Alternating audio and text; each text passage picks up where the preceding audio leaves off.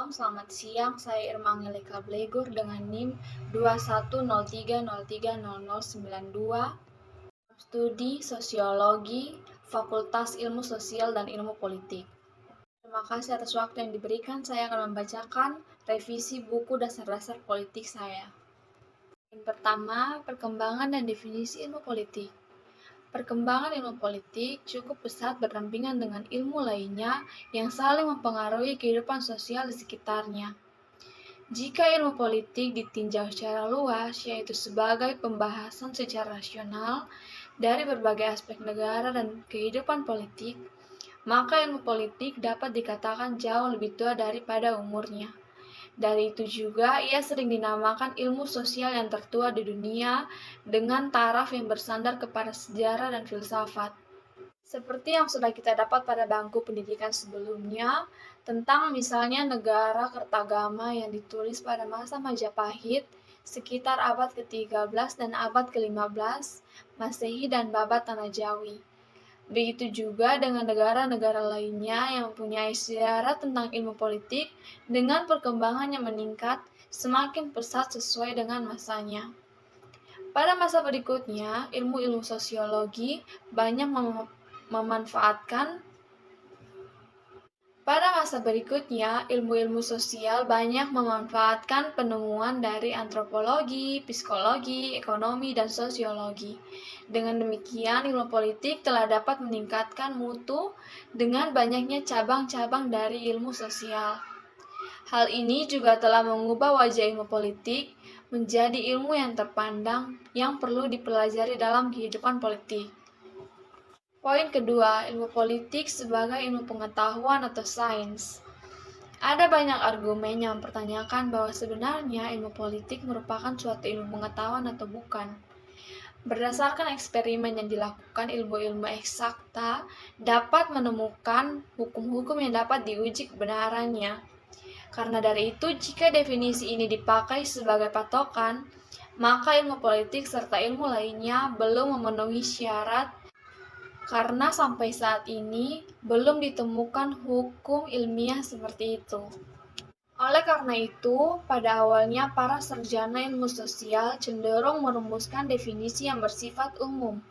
Mereka berpendapat bahwasanya ilmu pengetahuan adalah keseluruhan dari pengetahuan yang terkoordinasi mengenai suatu pokok pikiran tertentu.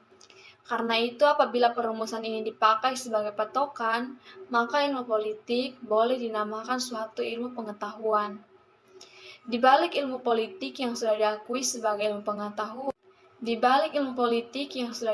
sebagai ilmu pengetahuan, terdapat banyak problematika di antara para ilmuwan yang terjadi dalam mempertimbangkan hal ini. Kejadian-kejadian yang terjadi telah membuka mata para ilmuwan sosial bahwa ilmu politik adalah ilmu pengetahuan yang mempunyai kedudukan dan memiliki peran ilmu sosial. Poin ketiga, definisi ilmu politik. Ilmu politik adalah cabang ilmu sosial yang membahas teori dan juga praktik politik. Politik adalah usaha menggapai kehidupan yang lebih baik. Politik sejak dulu sudah dianggap penting karena masyarakat mengatur kehidupan kolektif dengan baik, mengingat bahwa masyarakat sering menghadapi terbatasnya sumber daya alam, sehingga dicari suatu cara distribusi sumber daya agar semua masyarakat merasa bahagia dan puas. Cara mencapai tujuan yang mulia itu, menurut para pengamat, mereka setuju bahwa tujuan yang mulia ini dapat dicapai jika memiliki kekuasaan di suatu wilayah tertentu. Dengan demikian, kesimpulannya adalah politik dalam suatu negara berkaitan dengan kekuasaan pengambilan keputusan, kebijakan politik, dan alokasi atau distribusi. Di samping itu, terdapat berbagai definisi yang berbeda-beda yang bersifat pragmatis. Dari segala definisi-definisi itu dapat disimpulkan bahwa konsep-konsep pokok ilmu politik ialah: yang pertama, negara atau state. Yang kedua, kekuasaan atau power. Yang ketiga, pengambilan keputusan atau decision making. Yang keempat, kebijakan atau policy. Yang kelima, pembagian atau distribution atau alokasi atau allocation. Para sarjana menekankan bahwa negara sebagai inti dari politik.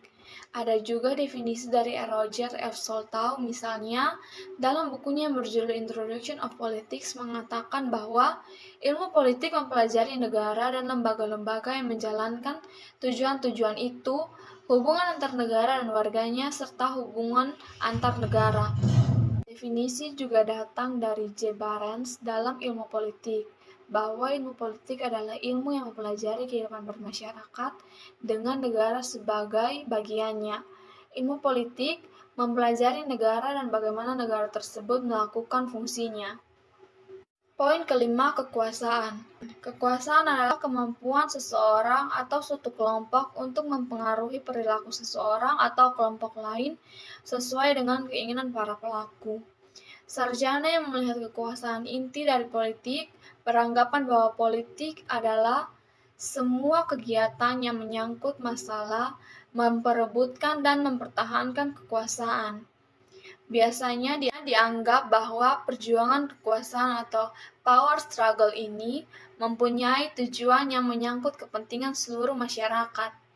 Poin keenam, pengambilan keputusan. Keputusan adalah hasil dari membuat pilihan di antara beberapa alternatif, sedangkan istilah pengambilan keputusan sendiri menunjuk pada proses yang terjadi sampai keputusannya tercapai. Kedua, mengumpulkan informasi. Pada saat saya memutuskan untuk berkuliah di Nusa Cendana, saya mencari informasi dari berbagai media tentang jalur masuk untuk berkuliah di Nusa Cendana.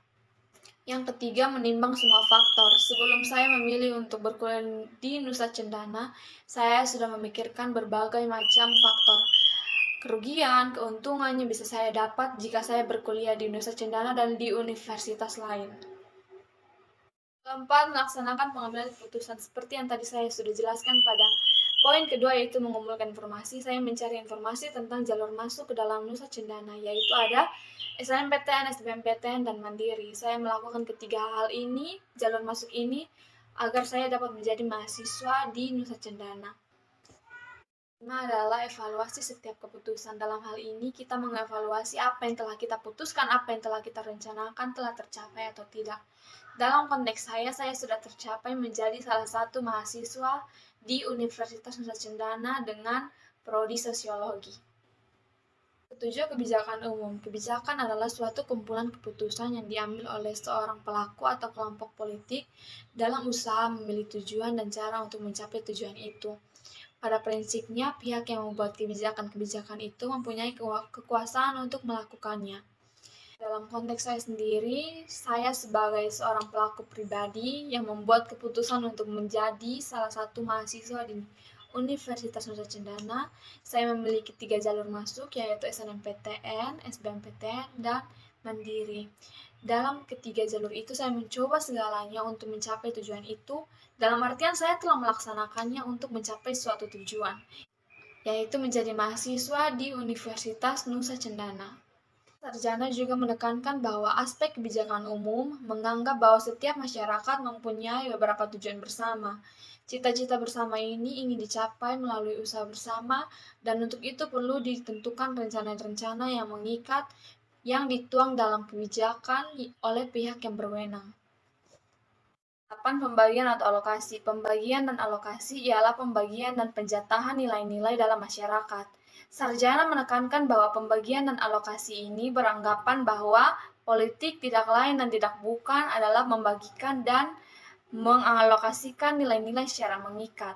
Yang ditekankan oleh mereka adalah bahwa pembagian ini sering tidak merata dan karena itu menyebabkan konflik. Masalah tidak merata pembagian nilai-nilai perlu diteliti dalam hubungannya dengan kekuasaan dan kebijakan pemerintah. Poin ke-10, hubungan ilmu politik dengan ilmu pengetahuan lain. Yang pertama adalah sosiologi. Sosiologi membantu sarjana politik dalam memahami latar belakang, susunan, dan pola kehidupan sosial dari berbagai golongan dan kelompok. Yang kedua adalah antropologi. Antropologi menyumbang pengertian dan teori tentang kedudukan serta peran berbagai satuan sosial budaya yang lebih kecil dan sederhana. Yang ketiga, ilmu ekonomi. Ilmu ekonomi dikenal sebagai ilmu sosial yang sangat planning oriented, pengaruhnya meluas pada politik. Yang keempat, psikologi sosial.